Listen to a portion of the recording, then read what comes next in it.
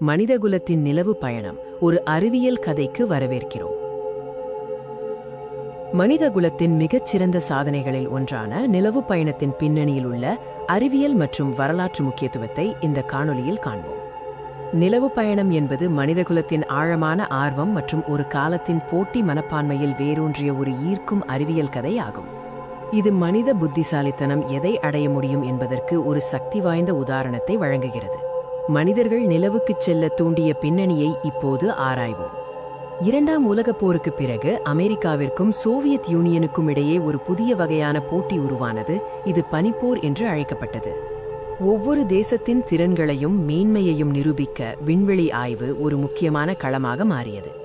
இந்த விண்வெளி பந்தயத்தின் ஆரம்ப கட்டங்களில் சோவியத் யூனியன் முன்னிலை வகித்தது, உலகையும் அமெரிக்காவையும் அதிர்ச்சிக்குள்ளாக்கியது.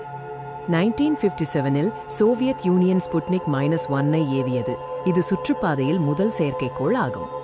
1961இல் சோவியத் விண்வெளி வீரர் யூரி ககாரின் விண்வெளிக்குச் சென்ற முதல் மனிதரானார். இது ஒரு முன்னோடியில்லாத சாதனையாகும்.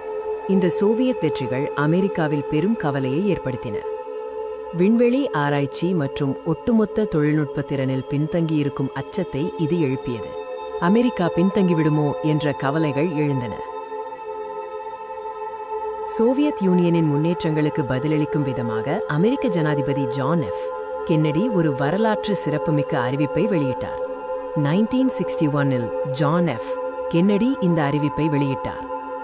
அமெரிக்கா இந்த 10 ஆண்டிற்குள் ஒரு மனிதனை சந்திரனில் தரையிறக்கி பாதுகாப்பாக பூமிக்கு திரும்புவோம் என்று அவர் அறிவித்தார். இது வெறும் ஒரு லட்சிய விண்வெளி பணி மட்டுமல்ல, அமெரிக்க தொழில்நுட்ப மேலாதிக்கத்தை நிலைநாட்ட வடிவமைக்கப்பட்ட ஒரு முக்கியமான தருணம். இந்த பணி அமெரிக்க தொழில்நுட்ப மேலாதிக்கத்தை நிலைநாட்டுவதை நோக்கமாக கொண்டது.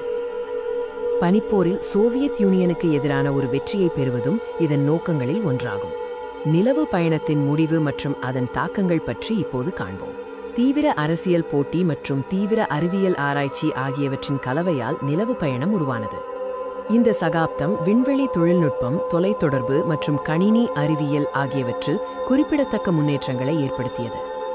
வணக்கம். மனிதனோட மகத்தான அறிவியல் சாகசங்கள்ல ஒண்ணு நிலவுக்கு போனதுதான். அதோட கதையதான் நாம இன்னைக்கு பார்க்க போறோம். இது வெறும் ஒரு வரலாற்று நிகழ்வு மட்டும் இல்லைங்க, மனுஷனோட விடாமுயற்சிக்கும் அறிவோட சக்திக்கும் இது ஒரு பெரிய சாட்சி. வாங்க இந்த பிரம்மாண்டமான பயணத்துக்கு பின்னாடி இருந்த சவால்களை பத்தி ஒன்னொன்னா பார்க்கலாம். சரி, முதல்ல ஒரு கேள்வி. மனுஷங்க எதுக்காக நிலவுக்கு போகணும்? இதுக்கான பதில் சும்மா ஒரு ஆராய்ச்சி பயணம்ங்கிறத விட ரொம்பவே ஆழமானது. இதுக்கு பின்னாடி ஒரு பெரிய உலகளாவிய போட்டியே இருந்துச்சு. அப்போ அமெரிக்காவுக்கும் சோவியத் யூனியனுக்கும் நடுவுல பனிப்போர் நடந்துட்டு இருந்துச்சு. அந்த போட்டி பூமியோட நிக்காம விண்வெளி வரைக்கும் போச்சு. 1957ல ஸ்புட்னிக் 1 அப்படிங்கிற முதல் செயற்கைக்கோளையும் 1961ல யூரி ககாரின் அப்படிங்கிற முதல் விண்வெளி வீரரையும் அனுப்பி சோவியத் யூனியன் ஒரு படி முன்னால இருந்துச்சு. இந்த தொடர் வெற்றிகள் அமெரிக்காவுக்கு ஒரு பெரிய அழுத்தத்தை உண்டாக்குச்சு. கென்னடியோட இந்த அறிவிப்பு வெறும் வார்த்தைகள் கிடையாது.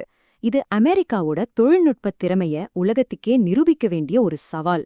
இந்த ஒரே ஒரு இலக்கை அடையறதுக்காக நாசா விஞ்ஞானிகள் அதுவரையும் கற்பனை கூட செஞ்சு பார்க்க முடியாத பல அறிவியல் சவால்களை சந்திக்க வேண்டியிருந்தது. அந்த லட்சியத்தை அடையறதுக்கு அவங்க முன்னாடி இருந்த முதல் சவாலே ரொம்ப பிரம்மாண்டமானது. எப்படி பூமியோட ஈர்ப்பு விசையை தாண்டி வெளியே போறது? இதுக்கு முன்னாடி யாருமே உருவாக்காத அளவுக்கு பயங்கர சக்தி வாய்ந்த ஒரு ராக்கெட் தேவைப்பட்டுச்சு. இந்த நம்பரை பாருங்களேன், 3,84,400 கிலோமீட்டர். இதுதான் விண்வெளி வீரர்கள் போக வேண்டிய தூரம்.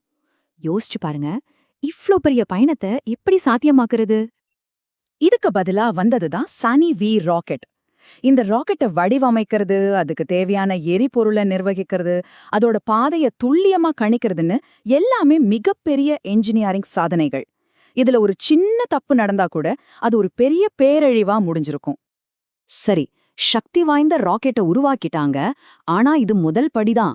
அடுத்த சவால் என்னன்னா, அந்த பயணத்தை மேற்கொள்ள போற மனுஷ உடம்ப பாதுகாக்கிறது. ஏன்னா நம்ம உடம்பு விண்வெளியில, அதாவது 0 ஈர்ப்பு விசையில உயிர் வாழ்றதுக்காக படைக்கப்படல. இங்க பூமியில ஈர்ப்பு விசை நம்ம எலும்புகளையும் தசைகளையும் வலுவா வச்சிருக்கு.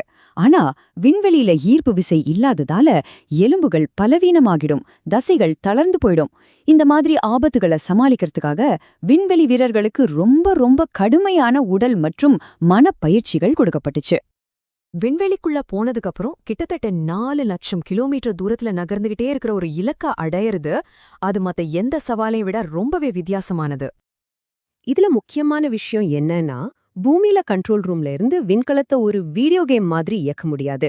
ஏன்னா இங்க இருந்து அனுப்புற ஒவ்வொரு கட்டளையும் நிலவுக்கு போய் சேர சில வினாடிகள் தாமதமாகும். இதனால தான் விண்கலத்திலிருந்த கம்ப்யூட்டர்களும் விண்வெளி வீரர்களோட திறமையும் தான் அந்த பயணத்தை வழிநடத்துச்சு. ராக்கெட்ல ஏறி அவ்ளோ தூரம் பயணம் செஞ்சு நிலவ அடைஞ்சதுக்கு அப்புறமும் ஒரு பெரிய சவால் இருந்துச்சு. அந்த பயணத்தோட கடைசி சில நிமிடங்கள், அதுதான் இருந்ததிலே ரொம்ப ஆபத்தான பகுதி. அந்த திக் நிமிடங்கள்ல என்ன நடந்துச்சுன்னா, அப்போலோ 11 விண்கலத்தோட கம்ப்யூட்டர் பாறைகள் நிறைஞ்ச ஒரு ஆபத்தான இடத்துல இறங்க முயற்சி செஞ்சுது. அந்த ஆபத்தை உணர்ந்த நீல் ஆம்ஸ்ட்ராங் உடனே கண்ட்ரோலை தன் கையில எடுத்துக்கிட்டாரு. கையில இருந்த கொஞ்சோண்டு எரிபொருளை வச்சுட்டு விண்கலத்தை பாதுகாப்பான ஒரு இடத்துல இறக்கினாரு. அது நிஜமாவே ஒரு வரலாற்று சிறப்பு மிக்க ஒரு செயல். ஆம்ஸ்ட்ராங்கோட இந்த வார்த்தைகள் பல்லாயிரக்கணக்கான விஞ்ஞானிகள் மற்றும் பொறியாளர்களோட 10 வருஷ உழைப்புக்கு கிடைச்ச வெற்றியா ஒளிச்சது. இது மனித வரலாற்றோட ஒரு முக்கியமான திருப்புமுனை. ஆனா அந்த பயணம் ஒரு அரசியல் போட்டியில ஜெயிச்சதோட முடிஞ்சு போகல. அதோட தாக்கங்கள் இன்னைக்கு வரைக்கும் நம்ம கூட இருக்கு. நிலவு பயணத்துக்காக உருவாக்கப்பட்ட பல டெக்னாலஜி தான் இன்னைக்கு நம்ம பயன்படுத்துற நிறைய நவீன வசதிகளுக்கு அடித்தளமா அமைஞ்சது. நவீன தொழில் தொடர்பு, கம்ப்யூட்டர் சயின்ஸ், இதிலெல்லாம் ஏற்பட்ட பெரிய பாய்ச்சலுக்கு அப்போலோ திட்டம் தான் ஒரு முக்கிய காரணம். இதோட அறிவியல் மதிப்பு உண்மையிலேயே மகத்தானது. நிலவு பயணங்கிறது ஒரு ஆரம்பம்தான் இல்லையா? செவ்வாய் கிரகத்துக்கு போறதா இல்ல வேற நட்சத்திரங்களை தேடி போறதா, மனுஷனோட அடுத்த மாபெரும் அறிவியல் பாய்ச்சல் எதுவா இருக்கும்னு நீங்க நினைக்கிறீங்க? கொஞ்சம் யோசிச்சு பாருங்க.